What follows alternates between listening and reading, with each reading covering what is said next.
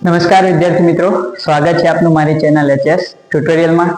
આજે આપણે ધોરણ 10 પ્રકરણ નંબર 13 આંકડાશાસ્ત્રના ઇન્ટ્રોડક્શન અને એના જે ફોર્મ્યુલાસ છે એમાં જે ધ્યાનમાં રાખવાની બાબતો છે એના વિશેની ચર્ચા આજના વિડીયોમાં કરીશું। તો દરેક મિત્રો વિડીયોને ધ્યાનથી જોજો અને જે પણ અહીંયા માહિતી આપવામાં આવે એને તમારી નોટબુકની અંદર નોંધી લેજો, જેથી કરીને આગળ જ્યારે આપણે પ્રકરણના દાખલા શીખીએ એમાં એ કામ આવી શકે। એ સાથે દરેક મિત્રોને જણાવવાનું કે જો તમે ચેનલ પર નવા હોય તો વિડીયોને લાઈક કરી, ચેનલને સબસ્ક્રાઇબ કરી તમારા બીજા મિત્રો સાથે શેર કરવાનું ભૂલતા નહીં। આજે આપણું 10માના વિડીયોની શરૂઆત કરી છે। એનું જે આખું પ્લેલિસ્ટ છે, પ્લેલિસ્ટની લિંક પણ તમને ડિસ્ક્રિપ્શનની અંદર મળી રહેશે, જેના અંદર 10મા ધોરણના બધા જ પ્રકારના વિડીયો મૂકવામાં આવશે। તો તમે આખા વર્ષ દરમિયાન એ વિડીયો જોઈને એમાંથી પણ ગણિત સારી રીતે સરળતાથી શીખી શકો। હવે મિત્રો આંકડાશાસ્ત્રની અંદર વાત કરીએ તો આંકડાશાસ્ત્ર પ્રકારની અંદર મુખ્ય 3 વસ્તુઓનો આપણે અભ્યાસ કરવાનો છે। એક છે મધ્યક, બીજો છે બહુલક અને ત્રીજો છે મધ્યસ્થ। તો આ જે ત્રણેય છે મિત્રો એને મધ્યવર્તી સ્થિતિમાનના માપ કહેવામાં આવે છે। તો આપણે લખીશું કે ભાઈ મધ્યક, બહુલક અને મધ્યસ્થ એ મધ્યવર્તી સ્થિતિમાનના માપ છે, બરાબર। મધ્યક, બહુલક અને મધ્યસ્થ એ મધ્યવર્તી સ્થિતિમાનના માપ છે। એટલે કે આ ત્રણેય આપણને જે પણ ડેટા આપવામાં આવે ડેટાની મીન વેલ્યુના નજીકની વેલ્યુ આપણને આપે છે, સરેરાશ મૂલ્યના નજીકનું મૂલ્ય, બરાબર। તો એક આ બાબત ધ્યાનમાં રાખવાની છે। હવે આપણે ત્રણેયની એક પછી એક ચર્ચા કરીએ, મધ્યક, બહુલક અને મધ્યસ્થ। એ પહેલા આપણે એક ટૂંકા પ્રશ્નો માટે જે મહત્વની બાબત છે એની ચર્ચા કરીએ કે ભાઈ આ ત્રણેય પ્રકારના જેટલા પણ આપણે દાખલા જોઈશું તો એ બધા દાખલાઓમાં મિત્રો આપણને બે પ્રકારની માહિતી હોય છે, એક બિનવર્ગીકૃત માહિતી અને બીજી વર્ગીકૃત માહિતી। તો જો વર્ગીકૃત માહિતી હોય એટલે કે વર્ગ સ્વરૂપે આપણને માહિતી આપેલી હોય, તો વર્ગીકૃત માહિતી હોય એમાં જે વર્ગ હોય, વર્ગની અમુક જે બાબતો આપણે ધ્યાનમાં રાખવાની છે એ તમને એનો ખ્યાલ હોવો જોઈએ। જેમ કે અહીંયા એક વર્ગ લઈ લઉં કે ભાઈ વર્ગ 10 થી 20। તો આ જે વર્ગ 10 થી 20 હોય મિત્રો, આવા આપણને જે વર્ગો આપેલા હોય તો એ વર્ગની અંદર આ જે નીચેની તરફની જે કિંમત હોય એને કહેવામાં આવે છે વર્ગની અધઃસીમા। શું કહેવાય મિત્રો? એને વર્ગની અધઃસીમા। આ જે ઉપર તરફની કિંમત હોય છે એને કહેવામાં આવે છે વર્ગની ઉર્ધ્વસીમા। શું કહેવાય મિત્રો? જે પણ આપણને વર્ગ આપેલો હોય એ વર્ગની જે નીચે તરફની નાની કિંમત હોય એને વર્ગની અધઃસીમા કહેવાય છે, જે ઉપર તરફની મોટી કિંમત હોય એને વર્ગની ઉર્ધ્વસીમા કહેવામાં આવે છે, બરાબર। તો આ બાબતનું ધ્યાન રાખવાનું છે। હવે અધઃસીમા અને ઉર્ધ્વસીમા આ જે બંને બાબતો છે, બંને બાબતો ઉપરથી આપણે વર્ગની મધ્ય કિંમત શોધી શકીએ કે ભાઈ મધ્ય કિંમત એટલે કે આ જે વર્ગ આપેલો છે 10 ને 20, ઘણીવાર પરીક્ષામાં એવું પૂછાય છે ભાઈ આપેલા વર્ગની અધઃસીમા જણાવો, ઉર્ધ્વસીમા જણાવો, મધ્ય કિંમત જણાવો। તો એ બધા પ્રશ્નોની આપણે અહીંયા ચર્ચા કરી રહ્યા છીએ। તો આ જે વર્ગ છે એની મધ્ય કિંમત શોધવી હોય તો એનું સૂત્ર શું થાય મિત્રો? તો એનું સૂત્ર થશે અધઃસીમા વત્તા ઉર્ધ્વસીમા ભાગ્યા 2, બરાબર। એટલે કે આ જે વર્ગ છે એની મધ્ય કિંમત શોધવી હોય તો એની અધઃસીમા અને ઉર્ધ્વસીમાનો સરવાળો કરી ભાગ્યા 2 કરવાના। તો અધઃસીમા અહીંયા કેટલી છે મિત્રો? 10, ઉર્ધ્વસીમા કેટલી છે? 20। તો 10 + 20/2 એટલે 30/2 એટલે કેટલા મળી જાય મિત્રો? 15। તો આ રીતે આપણને આ જે વર્ગ આપે છે એ વર્ગની મધ્ય કિંમત પણ મળી જાય। બીજી એક બાબત વર્ગમાં જે ધ્યાનમાં રાખવાની છે મિત્રો એ છે એની વર્ગ લંબાઈ, બરાબર। એને વર્ગ અંતરાલ કે વર્ગ લંબાઈ કહેવામાં આવે છે। તો આના જ વર્ગની આપણે વાત કરીએ તો આ વર્ગનો વર્ગ અંતરાલ અથવા તો વર્ગ લંબાઈ, બરાબર। વર્ગ અંતરાલ પણ ઘણીવાર એને પરીક્ષામાં કહે છે અને ઘણી વખત વર્ગ લંબાઈ પણ કહેવામાં આવે છે। તો આ જ વર્ગની જે વર્ગ લંબાઈ કે વર્ગ અંતરાલ શોધવું હોય તો શું કરવું મિત્રો? તો વર્ગ લંબાઈ શોધવી હોય તો શું કરવાનું છે? સિમ્પલ તમારે ઉર્ધ્વસીમા માઇનસ અધઃસીમા એટલે કે જે પણ વર્ગ તમને આપેલો હોય એ વર્ગની ઉધ્વ સીમામાંથી એની અધા સીમા બાદ કરો એટલે તમને એ વર્ગની વર્ગ લંબાઈ મળી જાય. તો વર્ગ લંબાઈ માટે ઉધ્વ સીમા આપણે કેટલી છે 20 માઈનસ અધા સીમા કેટલી છે 10. તો 20 માંથી 10 ગયા તો કેટલા રહ્યા 10. મતલબ આપેલા વર્ગની વર્ગ લંબાઈ એટલે કે વર્ગ અંતરાલ કેટલો છે 10. તો આજે ધ્યાનમાં રાખવાની બાબતો છે મિત્રો. અહીંયા આનો સ્ક્રીનશોટ લઈને અથવા તો વિડીયો ફરીથી જોઈને તમે તમારી નોટબુકની અંદર નોંધી લેજો, જેથી કરીને પરીક્ષામાં અને દાખલા સમજવામાં તમારે આ બાબતો બધી કામ આવી શકે, કેમ કે આ બધી બાબતોની આપણને દાખલા ગણવામાં જરૂરિયાત પડવાની છે. હવે આગળ વાત કરીએ મધ્યક, બહુલક અને મધ્યસ્થ.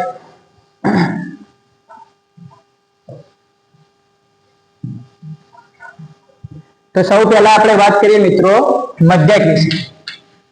તો જો મધ્યક વિશે વાત કરીએ આપણે તો મધ્યક શોધવા માટે આપણા જોડે બે રીત છે. એક બિનવર્ગીકૃત માહિતી માટે અને બીજી છે વર્ગીકૃત માહિતી માટે. તો જો બિનવર્ગીકૃત માહિતી હોય, કેવી માહિતી મિત્રો? બિનવર્ગીકૃત માહિતી. તો બિનવર્ગીકૃત માહિતી હોય અને મધ્યક શોધવાનો હોય તો શું કરવું? તો બિનવર્ગીકૃત માહિતી માટે મધ્યક જેનો સિમ્બોલ છે x², તો એનું સૂત્ર થાય મધ્યક બરાબર શું થશે? અવલોકનોનો સરવાળો ભાગ્યા અવલોકનની સંખ્યા. એટલે કે આપણને સીધે સીધા અવલોકન આપી દીધા હોય અને એના ઉપરથી મધ્યક શોધવું હોય એને કહેવાય બિનવર્ગીકૃત માહિતી. એટલે કે માહિતી વર્ગ સ્વરૂપે આપેલી હોતી નથી.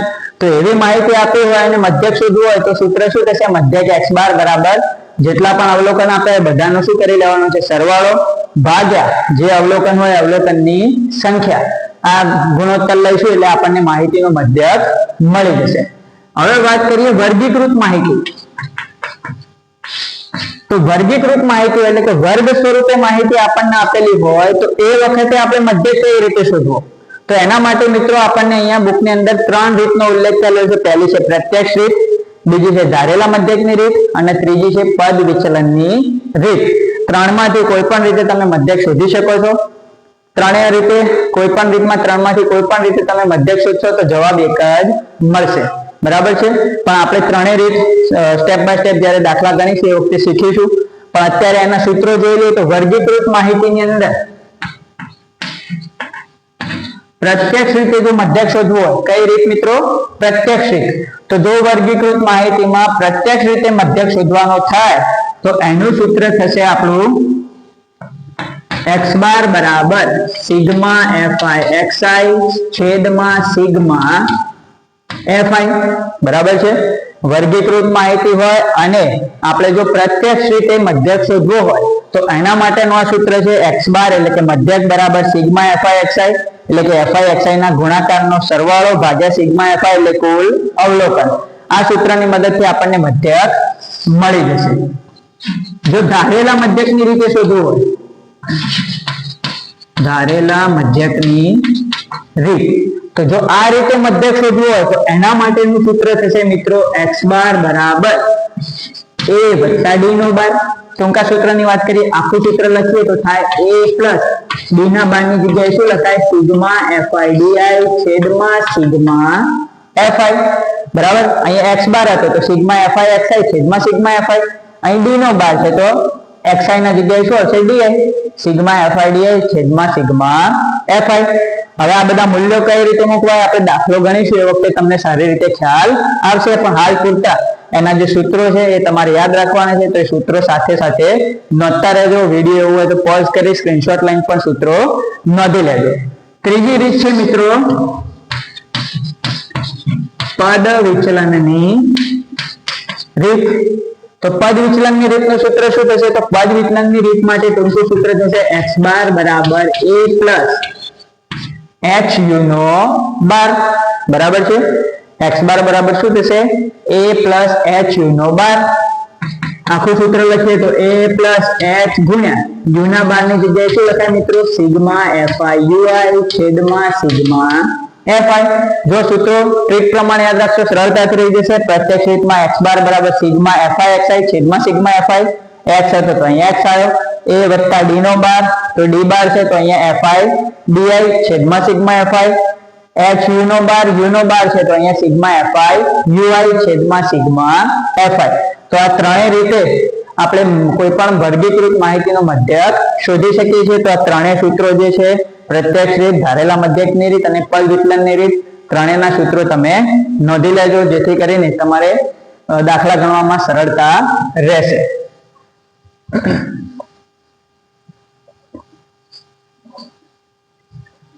હવે મધ્યક પછી મિત્રો બીજું મધ્યવર્તી સ્થિતિનું માપ એટલે કે બહુલક. હવે બહુલકમાં પણ બે રીતે શોધાય, એક બિન વર્ગીકૃત માહિતી, એક વર્ગીકૃત માહિતી. તો જો બિન વર્ગીકૃત માહિતી હોય તો એના માટે ખૂબ જ સિમ્પલ છે. જેટલા પણ અવલોકનો આપણને આપેલા હોય એ અવલોકનમાંથી સૌથી વધુ વખત આવતું અવલોકન એ થાય આપણો બહુલક. શું? જેટલા પણ આપણને અવલોકનો આપેલા હોય એ બધા અવલોકનમાં સૌથી વધુ વખત આવતું અવલોકન એને કહેવાશે આપણો બહુલક. જેમ કે અહીંયા અવલોકન આપે છે 2 3 4 2 5 2 7. આ આપણને પૂછ્યું ભાઈ આ અવલોકનનો બહુલક શું? તો અહીંયા સૌથી વધુ વખત આવતું અવલોકન કયું છે? 2. કેમ કે 2 3 વખત આવે તો આનો બહુલક શું થઈ જાય મિત્રો? આનો બહુલક કેટલો થઈ જાય? 2. તો સિમ્પલ છે. બિન વર્ગીકૃત માહિતી માટે બહુલક શોધવો ખૂબ જ ઈઝી છે.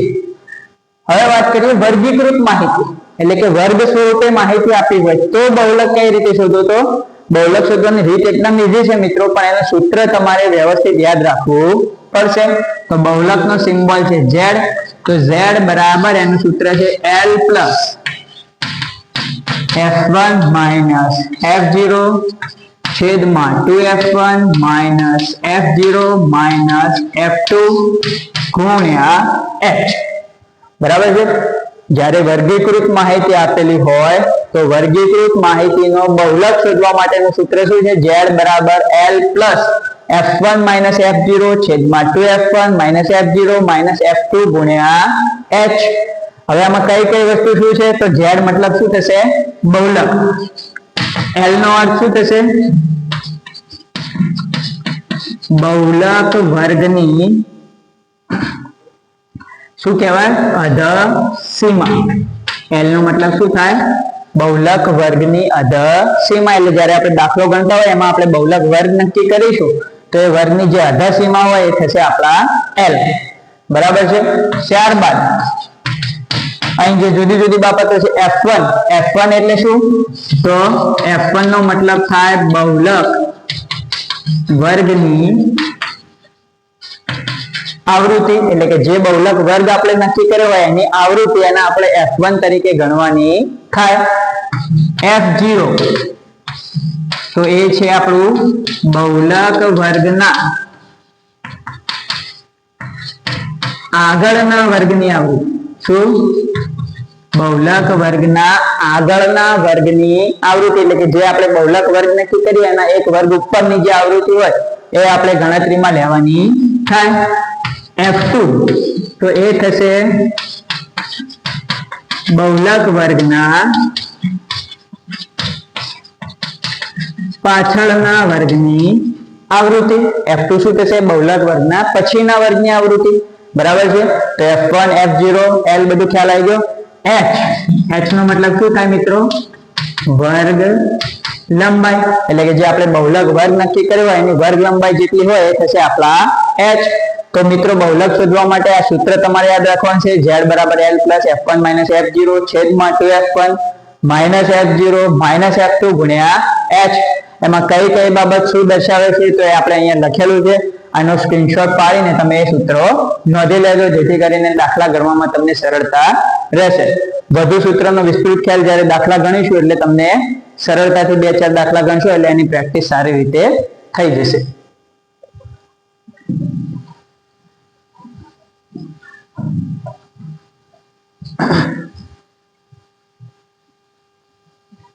ત્યારબાદ મિત્રો ત્રીજી મધ્યવર્તી સ્થિતિનું માપ એટલે કે મધ્યસ્થ.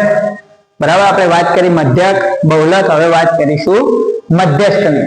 તો મધ્યસ્થ શોધવા માટે એમાં પણ બે વસ્તુ, બિન વર્ગીકૃત માહિતી અને વર્ગીકૃત માહિતી. તો બિન વર્ગીકૃત માહિતી હોય મિત્રો, તો એ વખતે મધ્યસ્થ કઈ રીતે શોધવો, તો હું તમને એકદમ સરળ રીત શીખવાડું છું, ધ્યાન રાખજો.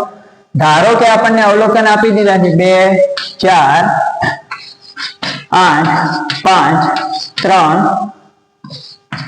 7 બરાબર અને 6 આ રીતે આપણને અવલોકન આપ્યા છે અને આપણને એવું કહ્યું છે કે ભાઈ આ અવલોકનોનો મધ્યસ્થ શોધો. તો અહીંયા વર્ગ સ્વરૂપે માહિતી નથી આપી એટલે એને શું કહેવાય, બિન વર્ગીકૃત માહિતી. હવે આનો આપણે મધ્યસ્થ શોધવું હોય તો પહેલું શું કામ કરવાનું છે મિત્રો, મધ્યસ્થ શોધવા માટે ખાસ ધ્યાન રાખજો. તો મધ્યસ્થ શોધવું હોય તો સૌથી પહેલા અવલોકનો જે પણ આપ્યા હોય એને ચડતા ક્રમમાં ગોઠવવાનું ભૂલવાનું નથી. આ કામ પહેલું કરવાનું છે, નહીં તો તમારો જવાબ ખોટો આવશે. તો સૌ પહેલા અવલોકનને ચડતા ક્રમમાં ગોઠવીએ તો પહેલો આવશે 2, પછી 3, પછી 4, પછી 5, પછી 6, પછી 7 અને પછી 8. તો આ રીતે અવલોકનોના આડા અવળા આપ્યા હતા, તો આપણે શું કરીએ, એને સૌથી પહેલા ચડતા ક્રમમાં ગોઠવી દીધા. હવે અવલોકનને ચડતા ક્રમમાં ગોઠવ્યા પછી તમારે શું કરવાનું છે મિત્રો, બંને બાજુથી એક સાથે એક અવલોકન કાપતા જાઓ. એક અહીંથી ઉડાડે, એક અહીંથી ઉડાડે.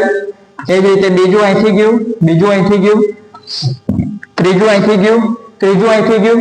અને આમ મિત્રો બંને બાજુથી એક અવલોકન ઉડાડતા ઉડાડતા જો વચ્ચે એક જ અવલોકન બાકી રહે, જેમ કે અહીંયા વચ્ચે આ એક જ અવલોકન બાકી રહ્યું 5, તો એ સીધો આપણો શું થઈ જશે, મધ્યસ્થ. એટલે કે આ જે માહિતી આપી છે માહિતીનો મધ્યસ્થ શું થઈ ગયો, 5. ખ્યાલ આવી ગયો મિત્રો, ખૂબ જ ઈઝી રીત છે. બંને બાજુથી એક અવલોકન ઉડાડતા જવાનું, વચ્ચે જો એક જ અવલોકન બાકી રહે તો એ થશે તમારો મધ્યસ્થ. હવે વાત કરીએ જો વચ્ચે 2 અવલોકન બાકી રહે, તમને વળી પ્રશ્ન થાય કે સાહેબ વચ્ચે 2 અવલોકન બાકી રહે તો શું કરવું. તો ધારો કે આની અંદર એક અવલોકન હજુ ઉમેરી દઈએ આપણે 9. હવે આને ચડતા ક્રમમાં ગોઠવીએ, એમાં પણ અવલોકનો ચડતા ક્રમમાં પહેલા ગોઠવવાના. તો 2 3 4 5 6 7 8 અને 9. તો જેટલા પણ અવલોકન આપ્યા હતા એને આપણે ચડતા ક્રમમાં ગોઠવી દીધા. ફરી એના જ વસ્તુ, બંને બાજુથી એક અવલોકન કાપતા જાઓ. એક અહીંથી કાપ્યું, એક અહીંથી કાપ્યું, એક અહીંથી કાપ્યું, એક અહીંથી કાપ્યું. હવે આ બંનેને ઉડાડી દઈએ તો વચ્ચે કઈ રહેતું નથી, તો એવું નથી કરવાનું, એવું ચાલે નહીં. તો અહીંયા જુઓ મિત્રો, વચ્ચે કેટલા અવલોકન બચ્યા, 2. પહેલા એક જ અવલોકન બચતું હતું તો આપણે સીધો એને મધ્યસ્થ કહી દેતા હતા, પણ અહીંયા શું થયું, 2 અવલોકન રહ્યા વચ્ચે. તો જ્યારે આવું થાય, વચ્ચે જો 2 અવલોકન બાકી રહે તો એ બંને અવલોકનની તમારે શું લઈ લેવાની છે, સરેરાશ. તો આ બંને અવલોકનની સરેરાશ લઈ લઈએ તો 5 + 6/2. સરેરાશ મતલબ સિમ્પલ, બંને અવલોકનનો સરવાળો ભાગ્યા 2. તો 5 ને 6 કેટલા થયા મિત્રો, 11/2, એટલે થાય 5.5. તો આ થઈ ગયો આપણો મધ્યસ્થ. છે ને મિત્રો, ખૂબ જ ઈઝી રીત, બરાબર. સૂત્રની રીતે યાદ રાખવા દેશો તો આપણી માં બહુ તકલીફ પડશે. એકદમ ઈઝી રીત છે. અવલોકન કાપતા જાઓ, વચ્ચે એક અવલોકન રહે તો એ મધ્યસ્થ તમારો. જો વચ્ચે 2 અવલોકન બાકી રહે તો બંને અવલોકનની સરેરાશ લઈ લેવાની, એ થશે તમારો મધ્યસ્થ. તો આ રીતે તમે ખૂબ જ સરળતાથી બિન વર્ગીકૃત માહિતીનો મધ્યસ્થ ઝડપથી અને સારી રીતે ઈઝી રીતે તમે શોધી શકો છો. તો આ મિત્રો ટ્રીક જે છે એ તમે નોંધી લેજો. હવે વાત કરીએ કે વર્ગીકૃત માહિતી હોય એ વખતે મધ્યસ્થ કઈ રીતે શોધવો. તો જો વર્ગીકૃત માહિતી આપી હોય તો પાછું આપણે સૂત્ર ઉપર જવું પડશે. તો વર્ગીકૃત માહિતીમાં સૂત્રની મદદથી મધ્યસ્થ શોધવાનું સૂત્ર શું, તો m બરાબર l પ્લસ n/2 ઓછા cf છેદમાં f ગુણ્યામાં h. આ છે મધ્યસ્થ શોધવાનું સૂત્ર. ક્યારે, જ્યારે વર્ગીકૃત માહિતી આપેલી હોય ત્યારે. હવે આમાં કઈ કઈ બાબતો શું દર્શાવે છે નોંધી લઈએ. તો l મતલબ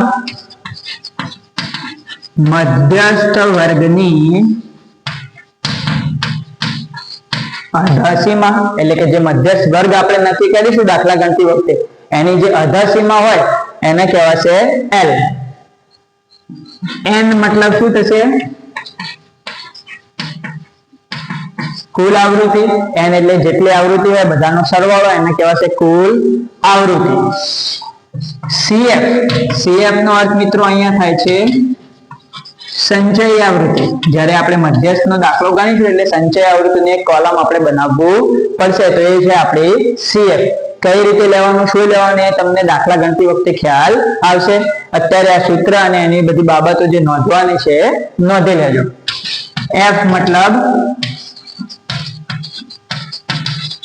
મધ્યસ્થ વર્ગની આવૃત્તિ, બરાબર. L એટલે મધ્યસ્થ વર્ગની અધસીમા, M મતલબ કુલ આવૃત્તિ, CF મતલબ સંચય આવૃત્તિ. પણ મિત્રો એક બાબત પાછી આમાં ધ્યાન રાખવાની છે કે જ્યારે દાખલા ગણીએ એટલે સંચય આવૃત્તિ કઈ લેવાની, તો મધ્યસ્થ વર્ગની આગળના વર્ગ, બરાબર. સંચય આવૃત્તિ દાખલામાં આપણે જે મધ્યસ્થ વર્ગ હોય એની સંચય આવૃત્તિ દાખલામાં ગણતરીમાં નથી લેવાની. મધ્યસ્થ વર્ગ જે નક્કી કર્યો હોય એના આગળના એક વર્ગ આગળની જે સંચય આવૃત્તિ હોય એ આપણે ગણતરીમાં લેવાની. અને F મતલબ મધ્યસ્થ વર્ગની આવૃત્તિ, એટલે કે જે મધ્યસ્થ વર્ગ આપણે નક્કી કર્યો હોય એની આવૃત્તિ આપણે દાખલામાં લઈશું, એને કહીશું F. અને H એટલે આપણને ખબર જ છે મિત્રો, વર્ગ લંબાઈ, બરાબર. તો આટલું આ મધ્યસ્થ શોધવાનું સૂત્ર જ્યારે વર્ગીકૃત માહિતી આપી હોય એ વખતે તો આ સૂત્ર નોંધી લેજો. સાથે સાથે જે એને ધ્યાનમાં રાખવાની બાબતો છે એ પણ નોંધી લેજો, જેથી કરીને દાખલા ગણવામાં સરળતા રહેશે. તો આપણે વાત કરી મધ્યક, મધ્યસ્થ, બહુલક, વર્ગ લંબાઈ, અધસીમા, ઉર્ધ્વસીમા, બધી બાબતોની ચર્ચા. આ પ્રકારની જે બાબતો ધ્યાનમાં રાખવાની છે, નોંધવા જેવી બાબતો છે, ફોર્મ્યુલા છે, એની આપણે ચર્ચા કરી. એ સિવાય એક બીજું સૂત્ર ધ્યાનમાં રાખવાનું છે કે જ્યાં ત્રણેય વચ્ચેનો સંબંધ દર્શાવે. કોણ ત્રણ? મતલબ મધ્યક, મધ્યસ્થ અને બહુલક, ત્રણેય વચ્ચે સંબંધ દર્શાવતું એક સૂત્ર છે, જેની મદદથી પણ પરીક્ષાની અંદર 1 માર્ક્સના 2 માર્ક્સના દાખલા પૂછાતા હોય. તો એ સૂત્ર શું છે મિત્રો? Z બરાબર 3m - 2x બાર. જ્યાં Z મતલબ આપણને ખ્યાલ છે બહુલક, M નો અર્થ થાય મધ્યસ્થ અને x બાર એટલે કે મધ્યક. તો મધ્યક, મધ્યસ્થ અને બહુલક ત્રણેય વચ્ચે સંબંધ દર્શાવતું સૂત્ર એ આપણને પૂછાય તો આ સૂત્ર લખવાનું રહેશે Z બરાબર 3m - 2x બાર. આ સૂત્રની મદદથી પણ 1 માર્ક્સની અંદર 2 માર્ક્સની અંદર ટૂંકા દાખલા આપણને પરીક્ષામાં પૂછાતા હોય છે. તો આ સૂત્ર પણ તમે મિત્રો નોંધી લેજો. આશા કરું છું કે આ માહિતી આપને ખૂબ જ ઉપયોગી નીવડશે અને પરીક્ષામાં તમે એની મદદથી ખૂબ સારા દાખલા ગણી શકશો. અગાઉ મળીશું સ્વાધ્યાય 13.1 ના દાખલાની સાથે. ત્યાં સુધી જય હિન્દ, જય ભારત.